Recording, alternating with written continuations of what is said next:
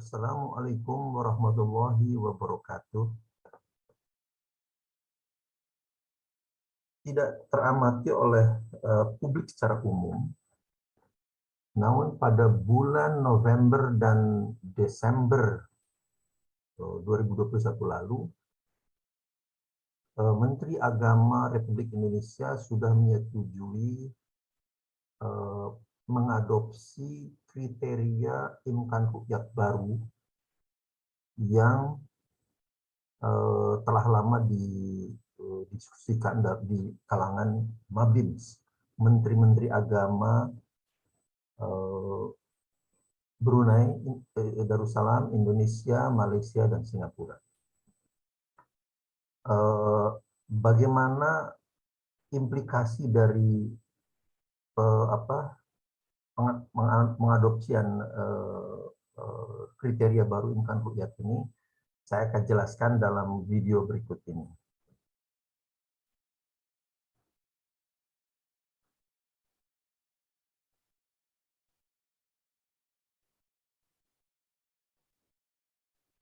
Oke, judul video saya adalah Potensi Perbedaan Awal Ramadan 1443 Hijriah. Kemudian judul kecilnya, Mimpi Kalender Islam Global Pemersatu Semakin Kabur. Seperti biasa, saya dari Islamic Science Research Network, ISRN UHAMKA. Namun, ini adalah mungkin video terakhir yang kami produksi melalui Islamic Science Research Network, ISRN UHAMKA ini. Karena per 1 Maret 2022, jadi besok ya, saya sudah tidak lagi bekerja di UHAMKA karena kontrak saya berakhir. Oke, pendahuluan. Lepas dari pengamatan publik melalui surat nomor B503/MA/BA 0011 pada 4 November 2021, dan kemudian ada lagi nomor B552 MA/BA ini pada 17 Desember 2021, Kemendag Republik Indonesia telah menyetujui penggunaan kriteria imkan ruqyah baru atau IR baru yang namanya 3-6.4 sebagai pengganti kriteria lama 238. Nanti akan saya jelaskan mengapa 364 dan 238. Kriteria baru tersebut akan diterapkan pada tahun 2022 ini. Dengan demikian, pada awal Ramadan 1443 Hijriah yang akan datang, kriteria tinggi hilal menjadi 3 derajat. Jadi ini 3 derajat. Dengan sudut elongasi itu sudah jarak antara matahari dan bulan adalah 6,4 derajat. Ini memperbaiki kriteria lama yang 238 dengan menghilangkan kriteria umur hilal. Di sini, kalau di sini 2 derajat tinggi hilal, 3 derajat elongasi, dan 8 jam itu adalah umur hilal. Jadi ini dihilangkan, tapi kemudian dinaikkan. Dengan ketentuan baru ini, impian tentang diadopsinya kalender Islam global pemersatu atau Unified Global Islamic Calendar menjadi semakin jauh. Keputusan di atas adalah cermin kegagalan Mabims, Menteri-Menteri Agama Brunei, Indonesia, Malaysia, Singapura melihat kriteria awal bulan Komariah secara holistik. Jadi melihatnya sangat parsial sekali. Kita lihat ini. Untuk membuktikan poin saya yang terakhir, umat harus memahami sistem pembagian zona waktu dunia dan bagaimana pertumbuhan hilal itu berlangsung terjadi. Agar terdapat visualisasi yang baik, maka contoh diberikan untuk 2 kota yang hampir memiliki posisi diametral pada bola bumi. Perbedaannya antara 11-12 jam sampai 15 jam mungkin masih bisa dilihat. Jadi sekitar inilah 12 jam diametral. Jadi dalam contoh berikut kita ambil 2 kota, yaitu Jakarta di Indonesia dan Quito di Ekuador. Tapi sebagai tambahan ke intermediate benchmark, kota lain di Dakar juga di Senegal ya, Dakar itu di Senegal kita ambil untuk mencek intermediate benchmark. Sekarang bagaimana perbedaan zona waktu? Yang paling mudah itu untuk saya biasanya itu saya melihat perbedaan zona waktu itu saya klik ke ini. www.timeanddate.com. Kemudian Anda cari ke sunrise and sunset. Sunrise and sunset. Kemudian kita ketik misalnya di sini Quito. Tadi saya akan menggunakan Quito di Ekuador. Nah, Anda bisa lihat ini adalah rekaman waktu di Quito real time. Pada saat ini pukul 15.39, 35 di Quito. Berarti di Indonesia kita lihat di sini di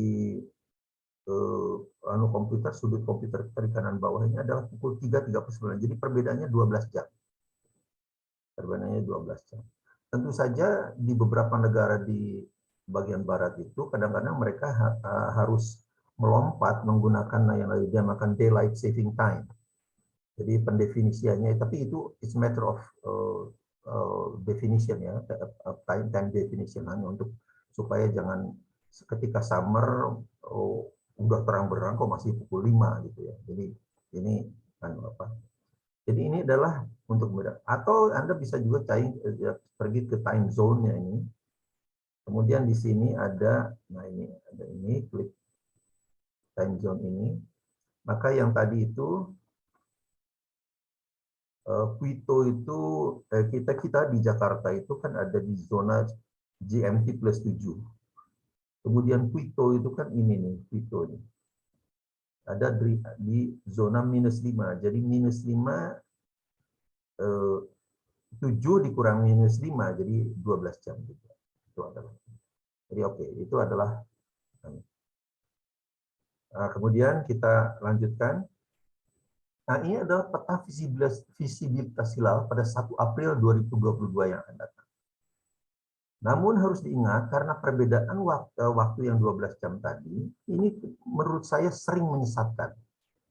Misalnya ini dilihat bahwa kemudian yang hijau itu adalah easily visible by naked eye. Jadi bulan yang hilal yang ada di sini akan dengan mudah kelihatan karena tinggi sekali, tinggi dan sudah besar gitu ya, sudah lebar gitu penyinarannya.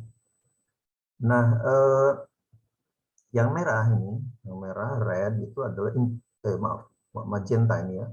Magenta adalah could be seen by naked eye. Jadi bisa dilihat tapi dengan menggunakan alat-alat optik lah gitu ya. Nah, kelihatan wilayah-wilayah Amerika Latin di sini, bahkan Amerika mungkin California ini sudah bisa lihat seperti ini. Cuman perbedaannya ada kemudian orang menganggap bahwa oh di Indonesia nggak bakal kelihatan ini.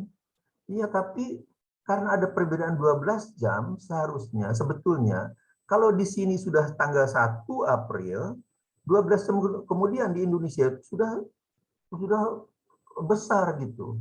Jadi seharusnya tidak cuma menggunakan ini saja, gunakan juga adalah ini. Nah, jadi pada 2 April, karena ada perbedaan 12 jam tadi, seperti tadi itu antara Quito dan Quito di sini, maaf. Quito di sini, katakanlah ya, di Quito di sini, somewhere di sini, kemudian Jakarta di sini. Tapi kalau Quito sudah seperti ini, Indonesia itu sudah tanggal 1 April maghrib, kita sudah 2 April, tapi pagi, siang. Jadi tidak seperti ini. Ini menyesatkan menurut saya. Jadi mari kita tengok secara detailnya. Pada 1 April 2022 yang akan datang, 1 April ya, ini timur, ini barat, ini horizon atau ufuk, ini lintasan lintasan bola bumi ya, bola bumi. Di mana kalau dalam Yasin itu dikatakan bahwa tidaklah matahari akan dapat mengejar bulan itu ya. Itu karena apa? Karena ini dalam proyeksi dua benda langit ini, matahari dan bulan terhadap bola langit. Jadi seolah-olah berkejaran. Tapi sebetulnya jaraknya ini adalah 150 juta kilometer, yang ini cuma sekitar 400.000 kilometer saja. Cuman kita gambarkan dalam bola bumi seolah-olah berkejar-kejaran. Nah, pada 1 April 2022 yang akan datang, ketika matahari terbit, bulan itu ada di sini. Penyinarannya ini, penyinaran hilalnya ini, penyinaran bulan itu hilalnya adalah tidak tercatat ini, tapi 0,1%. 0,1%. Ketinggiannya adalah 3 derajat dan jarak elongasinya, elongasi tadi itu 6,4 derajat. Nah, ini adalah syarat terpenuhnya imkan ru'yat menurut MABIMS yang baru. Yang lama ini ya 2 derajat, jarak ininya 3 derajat, tapi ditambah umur bulannya setelah terjadi ijtima atau konjungsi itu 8 jam. Nah, itu dihilangkan sekarang, diganti dengan ini. Artinya ketinggian hilalnya harus lebih tinggi. Nah, 2 derajat sekarang jadi 3 derajat. Ininya juga yang tadinya 3 derajat, sekarang dinaikkan jadi 6,4 derajat. Jadi lebih susah lah kira-kira. Nah, kemudian, jadi imkan ru'yat lama kriterianya adalah 238, 2 derajat, 3 derajat, dan 8 jam. Sekarang yang baru adalah cuma 3 derajat dan 6,4 derajat. Sudah itu saya tidak terserah. Padahal ada kriteria income ru'yat global. Itulah yang sudah diupayakan oleh para pakar Muslim di dunia, sehingga kriterianya adalah 5 derajat, untuk ininya 5 derajat, yang ininya 8 derajat, tapi ini berlaku global. Dimanapun terjadi di dunia, maka dia sudah masuk bulan baru, awal bulan baru Muslim. Tapi ini tidak dianggap oleh para MABIMS ini, menteri-menteri MABIMS ini. Mereka membuat kriteria lokal, yaitu 3,364 ini. Ini lokal ASEAN saja. Oke. Sekarang kita lihat. Pada 1 April 2022 pukul 17.58 matahari tenggelam di Jakarta. Tenggelam. Kemudian ketinggian hilalnya, ini ketinggian hilalnya hanya 2,7 derajat. Penyinaran bulannya hanya 0,1%. Tadi sudah saya sebutkan. Oke. Kemudian kira-kira 11 menit kemudian ini tenggelam. Jadi menurut ini tidak masuk kriteria imkan ru'yat MABIMS kan yang baru. Jadi ini pasti ditolak nih. Pasti ditolak. Sehingga pada 1 April Menteri Agama pasti kemudian mengumumkan, oke, tanggal 2 April 2022 kita masih tetap puasa istiqmal. Menggenapkan 30 hari. Maaf, bulan Sya'ban menjadi 30 hari. Maaf, ini masih Ramadan ya. Bulan Sya'ban menjadi 30 hari istiqmal. Oke, sekarang 11 menit kemudian bulan tenggelam. Nah, cuman persoalannya, ketika bulan-bulan tenggelam terus sampai nanti terbit lagi di arah timur, itu penyinaran bulan ini bertumbuh, bertambah besar, bertambah besar. Misalnya pada pukul 2 ini di Jakarta sudah boleh masuk 2 April karena sudah melewati tengah malam kan. 2 April 2022 pukul 2.22 bertepatan dengan ini di Dakar itu masih 1 April 2022 pukul 19.22. Pada saat itu maghrib. Pada saat itu maghrib. Nah, bagaimana kondisi hilalnya? Di Jakarta ketebalannya tadi saya sebutkan bahwa semakin tebal sehingga sekarang sudah yang tadi waktu maghrib 0,1%, sekarang sudah 0,5%. Ketinggiannya ini 61,1 derajat. Tapi di Dakar pada saat itu maghrib, ketebalannya 0,4% dan ketinggiannya 5,9 derajat. Nah, karena ini 5,9 derajat kan melebihi kriterianya MABIMS tadi, maka di Dakar Syah itu sebagai awal bulan baru, awal bulan Ramadan. Sehingga di Dakar 2 April 2022 masuk 1 Ramadan di Senegal. Katakanlah Dakar itu ibu kota Senegal, jadi ini adalah di seluruh Senegal buat puasa mulai 2 April 2022. Nah persoalannya sekarang, loh kok di Jakarta yang ketebalan hilalnya 0,5% tidak boleh dianggap sebagai hilal? Ya tidak boleh karena dia tidak kelihatan. Ini kan di bawah ufuk. Nah ini anehnya. Jadi ini akan lebih aneh lagi nanti berikutnya. Jadi harus diingat bahwa perjalanan dari sini ke sana, hilal itu semakin tebal. Sekarang sudah 0,5%. Yang 0,4% boleh mengawali awal Ramadan, yang kita tidak boleh. Jakarta tidak boleh. Nah, sekarang hari berikutnya. Pada 2 April kemudian, beberapa jam kemudian, pada 2 April, pukul 7.21 di Jakarta, kira-kira hilal ada di sini. Ketinggiannya 10,2 derajat dari ufuk. Tapi di sebelah timur ya, ini timur, ini barat. Ketebalan hilalnya di Jakarta 0,8 derajat. Maaf, 0,8%. Di detik yang sama, hilal yang ini kelihatan oleh orang umat Islam di Quito. Quito itu ada di Senegal. Katakanlah Maghrib di Senegal di sini. Jadi melihat ini hilal, ketebalannya cuma 0,6%. Tapi ketinggiannya di sana 8,1 derajat.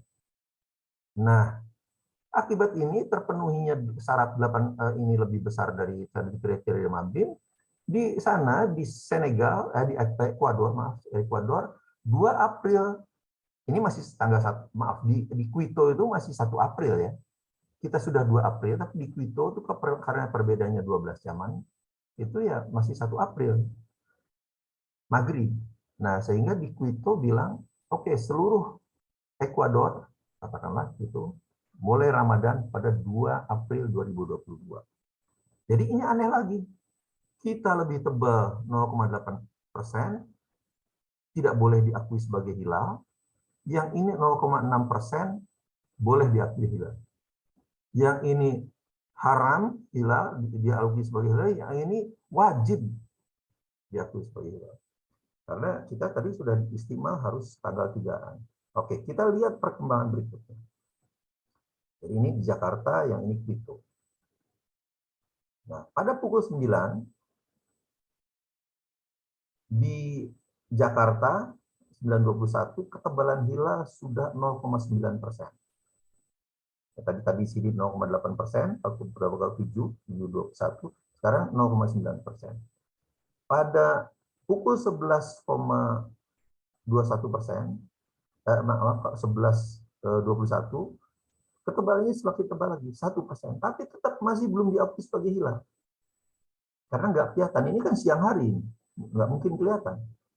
Pada pukul 13.21 ketebalannya menjadi 1,1%. Belum kelihatan juga karena ini siang hari. Pada pukul 15.21 ketebalannya jadi 1,2%. Tetap masih belum kelihatan. Baru pada pukul 17.47 di Jakarta matahari tenggelam lagi. Sekarang sudah gelap ini. Ya, sekarang yang terang bagian bumi yang sebelah sini ya. Ketebalannya 1,4% dan ketinggiannya 11,6%. Nah, Kemenag Mabim atau Mabim itu Menteri-Menteri Agama, kalau ini baru hilal ini. Karena kelihatan ketinggiannya sudah 11,6 derajat, kan lebih dari jauh lebih besar dari 3 derajat. Persoalannya ada keanehan. Kalau ini diakui sebagai hilal, yang sebelumnya ini bukan hilal, ini bukan hilal, ini bukan hilal, ini bukan hilal, ini bukan hilal. Berarti hilal ini dianggap jebrol keluar dari langit. Kan? Ya tidak mungkin lah. Tidak mungkin itu jebrol dari langit. Hilal itu sudah ada sejak pagi tadi, cuman tidak kelihatan. Untuk melihatnya bagaimana? Gunakan teknologi. Karena kita tidak ada manusia satupun di dunia ini yang bisa melihat matanya sendiri, yang bisa melihat kupingnya sendiri, telinganya sendiri. Untuk bisa melihat bagaimana, ambil cermin lah, teknologi. Atau kalau tidak mampu menciptakan cermin, tidak mampu membeli cermin, pergilah ke dasar ke tepi sungai atau ke dasar sumur, di sana kelihatan bayangan kita, ada mata kita, ada. Jadi seharusnya gunakan teknologi untuk membuktikan bahwa hilal itu sudah ada di sini. Itu persoalannya. Nah, sekarang kita akan tinjau lagi berikut. Animasi pertumbuhan hilal menurut Stellarium. Saya menggunakan Stellarium. Nah, inilah salah satu contoh penggunaan teknologi.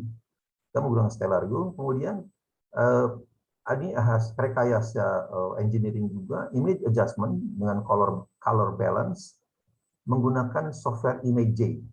ImageJ ini, Stellarium dan ImageJ ini adalah dua software open source ya, jadi ini bisa dilihat. Nah, saya anukan Jakarta 2 April 2022. Jadi yang ini, yang tadi ini.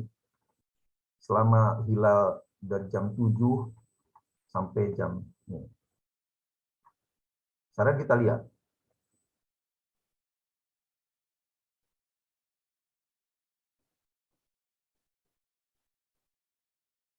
Jakarta April 2, 2022. Ini adalah saya ambil dari gambar Stellarium pada saat di Jakarta pukul 7.21. Saya ambil. Kemudian saya gunakan image processing menggunakan ImageJ dan saya menghasilkan ini. Inilah hilal ini. Ini hilal ini. Ketebalannya berapa? 0,8%. Tapi mungkin orang masih agak sulit melihatnya dengan jelas. Ini kita rekayasa dengan secara engineering, kita lihat rekayasa. Inilah hilal ini. Ini kan jauh lebih tinggi penyinarannya, ini kan grayscale-nya udah mendekati ini. Sementara yang ini adalah masih di sini. Jadi inilah hilal. Coba perhatikan bagaimana bergeraknya hilal itu kemudian berputar karena dia mengikuti di mana arah matahari.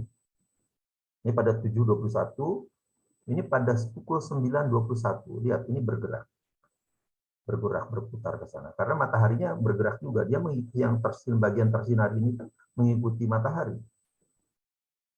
Pada 9.21 ini hilang. Pada pukul 11.21 ini hilang.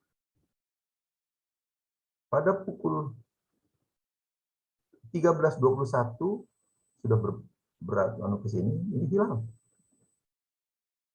Pada pukul 15.21 lihat, sudah 1,2%, ini sudah semuanya jelas. Ini pada pukul 17.58 saat matahari terbit pada 2 April 2022 ini sudah 1,4%.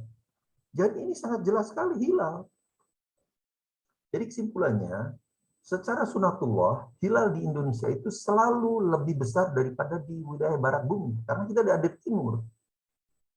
Benda-benda langit itu timbulnya, terbitnya di timur. Maka hilal di Jakarta akan lebih besar daripada Senegal dan Ekuador. Maaf, ini Ekuador, salah type ya. Si mestinya. Namun, akibat penerapan yang keliru bahwa hilal harus dapat diru'yah saat maghrib di wilayah lokal, kalender umat Islam jadi kacau balau. Kita jadi mulai puasanya 3 April. Akibatnya umat Islam di ASEAN akan beribadah sekitar 12 jam lebih lambat daripada saudara mereka di Senegal, Ekuador, bahkan benua Amerika dan Eropa secara umum. Tadi, Senegal dan Ekuador sudah tanggal 2 April sudah Ramadan, berarti sholat duhurnya, sholat asarnya, sholat tarawihnya, sholat isanya, semua ibadah-ibadahnya itu 12 jam lebih awal dari kita. Kita terlambat dari mereka 12 jam. Padahal seharusnya kita ini selalu lebih awal dari mereka. Itu persoalannya.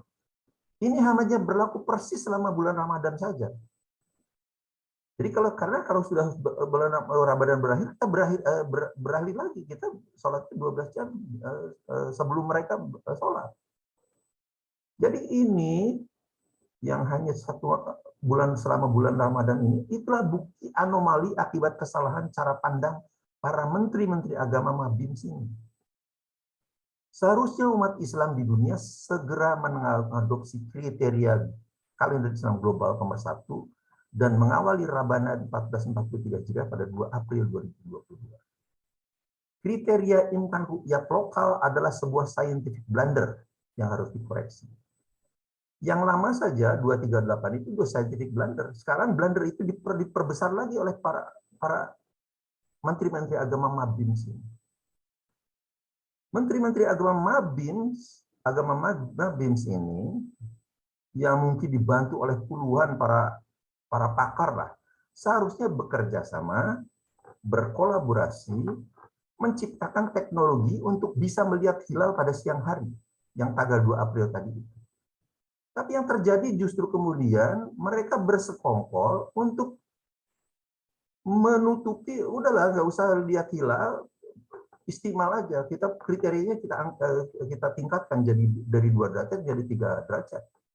Jadi 3 derajat elongasi menjadi 6,4 derajat. Jadi betul-betul kacau balau ini.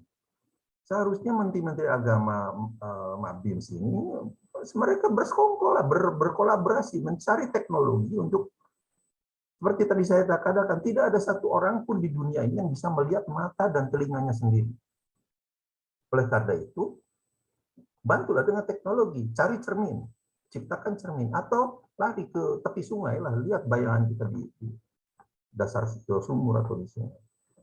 Jadi inilah kacau balaunya kriteria imkan ru'yat ini, baik yang lama maupun yang baru. Yang baru semakin parah. Demikian, semoga bermanfaat. Assalamualaikum warahmatullahi wabarakatuh.